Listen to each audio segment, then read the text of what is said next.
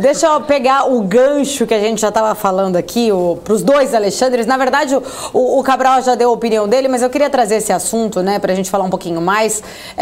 Primeiro que ontem a gente viu o IPCA 15 veio acima do esperado, subiu 1,20% em outubro, foi a maior taxa para o mês desde 95, né? A inflação tem sido aí um ponto muito sensível, né? Não só no Brasil, mas também em vários países do mundo. A gente estava exatamente até falando sobre como os bancos centrais mundiais estão agindo para tentar conter essa inflação, que é uma consequência dos estímulos na economia, enfim. Inclusive tem essa questão também da transitoriedade dessa inflação.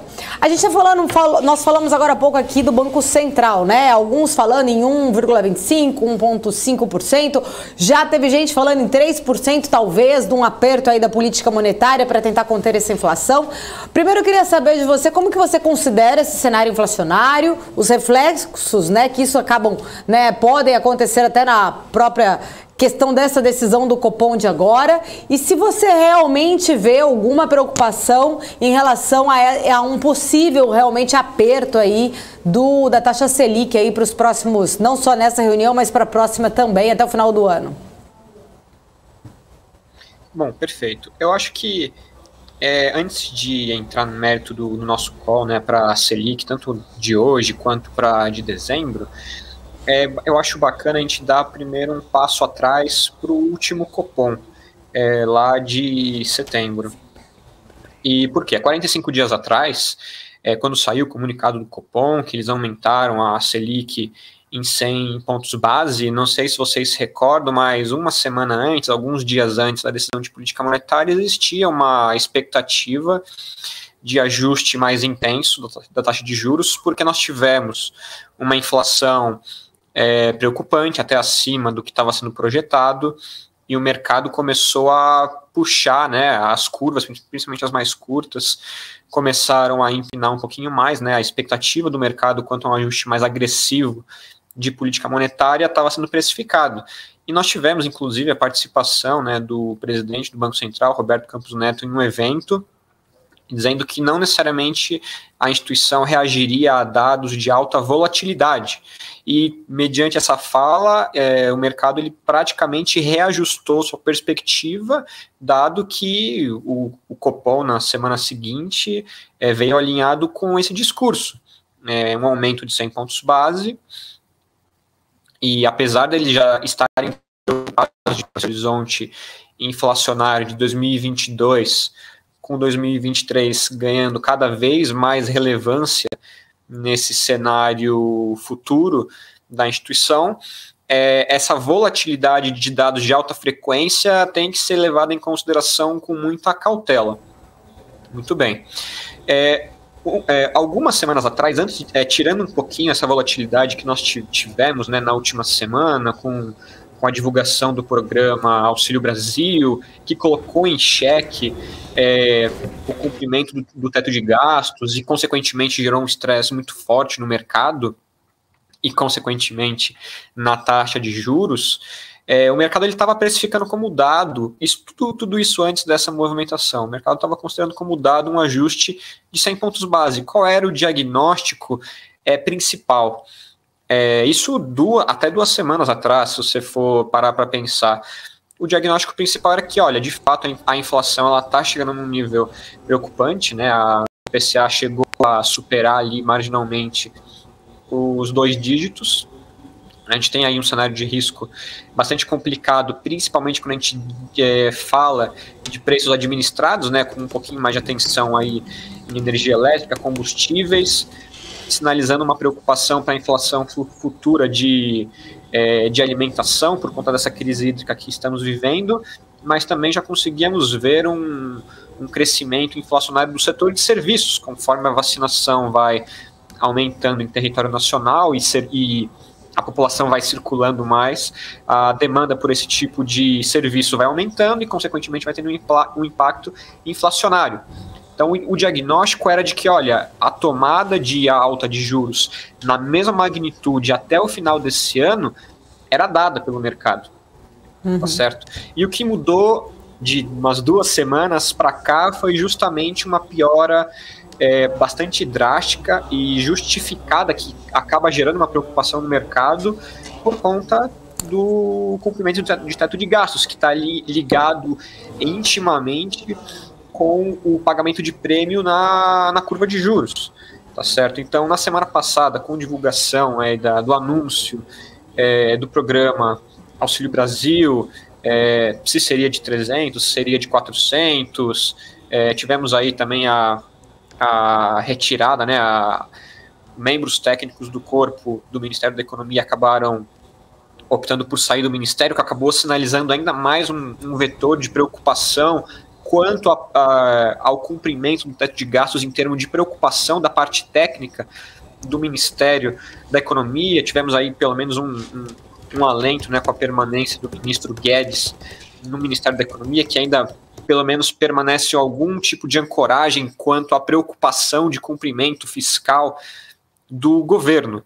E tivemos ontem, agora finalmente, né, desculpa, dessa volta inteira para só agora chegar na sua pergunta, né, poxa, aí tivemos ontem um IPCA mais forte, bem mais forte do que o esperado, né, até superando o teto das expectativas de mercado e com uma sinalização de continuidade ao que a gente já vinha vendo, né, então continuamos vendo pressão em alimentação, em serviços apresentando um crescimento bastante significativo, os núcleos de inflação, que é a parte de inflação que está mais correlacionada à atividade econômica, continua apresentando um crescimento bastante significativo, e a perspectiva que isso traz para a inflação futura, que é o cerne de mandato de preocupação do Banco Central, começa a piorar cada vez mais. Isso mesmo antes da divulgação desse IPCA 15 de ontem. Então, se você pegar o Focus, por exemplo, de segunda-feira, você vai ver que a inflação esperada para 2022 começa a se aproximar cada vez mais do limite superior da meta, de 5%. Tá certo? E o Focus dessa segunda-feira já projetava também um aumento mais significativo da Selic para esse ano e para o ano que vem. Tá certo? Então, como isso se traduz em termos de ajuste de política monetária? Eu acredito que existe ainda uma certa exacerbação na emoção quanto às casas para ajuste de política monetária, tanto que na última semana a gente tem diferentes casas colocando ajustes de diferentes intensidades, desde 150, 125 a aumentos mais expressivos, chegando a 300 pontos base de ajuste da Selic. O que eu acredito que deve acontecer, tentando observar o comportamento do Banco Central com um pouco mais de pragmatismo, olha, de fato, uma das grandes conquistas que nós tivemos, né, nos últimos anos aí para o Banco Central foi justamente a aprovação da sua independência. Tá, isso é um ponto importante, porque isso permite à instituição olhar principalmente para o fundamento do Banco Central de preocupação de perseguição da meta de inflação. E essa perseguição ela vem sendo presente frequentemente nos últimos discursos, tanto do presidente do Banco Central, Roberto Campos Neto, quanto de outros diretores, tá certo? Do Campizuk, de outros, tá certo? Então, essa preocupação inflacionária, menos para 2021 e muito mais para 2022, e com 2023 ganhando cada vez mais espaço nesse horizonte que ele chama de relevante, né, o horizonte relevante de política monetária, acaba chamando um pouco mais de atenção. E é justamente isso que o Banco Central acaba dando as pistas de como agir hoje. Porque eu dei um passo atrás para explicar esse contexto do que esperar para esse Copom de amanhã e de dezembro, mas eu vou dar um passo atrás um pouquinho maior. Quando a gente estava lá em outubro do ano passado, de 2020, com uma Selic a 2%, naquela época o Banco Central esperava que a inflação para 2021, no fechamento do ano, fosse próximo à meta, de 3,75%. Então, naquela época, já vislumbrando um horizonte relevante de 21 e 22, eles optaram pela manutenção de uma Selic estimulativa, tá certo? Isso se comprovou até certo ponto inadequado, né? Em março a gente teve uma posição bastante hawkish, né? Bastante agressiva em termos de condução de política monetária, e a gente começa a entrar nesse mesmo dilema hoje. Como que está essa adequação das expectativas de inflação para os próximos anos, para 2022, para 2023, levando em consideração o timing de ajuste da taxa hoje, tá certo? Hoje temos uma Selic a 6,25, uma inflação marginalmente acima de 10%, tá certo? Com pressões significativas na parte de serviços, né, da parte de núcleos, que é mais correlacionada à atividade econômica e que, portanto, tem mais efeito a partir da política monetária exercida pelo Banco Central.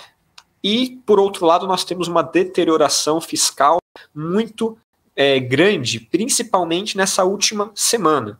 Então, eu acredito, agora sim, focando, né, na pergunta, poxa, com base nessa escalada inflacionária e com base nessa deterioração fiscal, qual acaba sendo o nosso cenário, né, de ajuste de Selic, não só para hoje, né, mas para dezembro e para o ano de 2022, que já está aí na nossa cola, tá certo?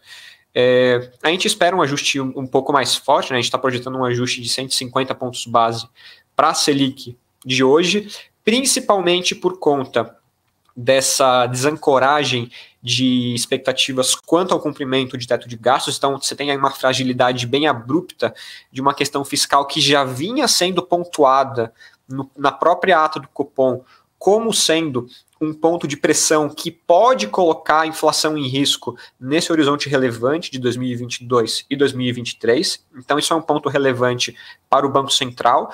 E também estamos verificando como esses efeitos na inflação de serviços acabam trazendo essa inércia justamente para esse horizonte relevante de 22, no caso, que acaba tendo um impacto um pouco maior, principalmente nos primeiros meses. Então a gente tem aí uma expectativa de aumento de 150 pontos base agora, tanto no Copom de hoje, de outubro, quanto no Copom de dezembro, tá certo? Então um aumento aí de 300 pontos base num intervalo aí desse último trimestre do ano.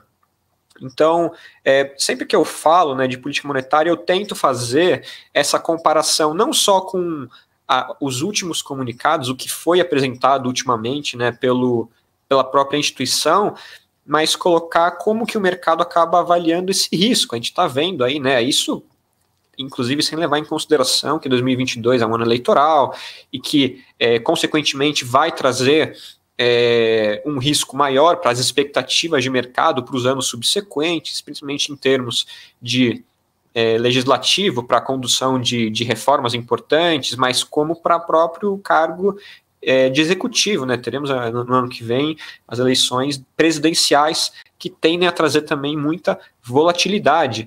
Então, para nosso cenário de juros, a gente continua pensando, né, num ajuste um pouco mais agressivo, talvez menos agressivo que algumas casas que têm pontuado até ajustes mais fortes, né, de 200 pontos, tenho visto até casa colocar um ajuste aí de 300 pontos, mas baseado nesses fundamentos que eu acabei colocando para vocês aqui, eu acredito que é importante uma sinalização, não somente em elevação de taxa, mas no próprio comunicado, né? Como que o Banco Central irá se posicionar frente a essas notícias para uma balização das expectativas do mercado para as próximas decisões de política monetária.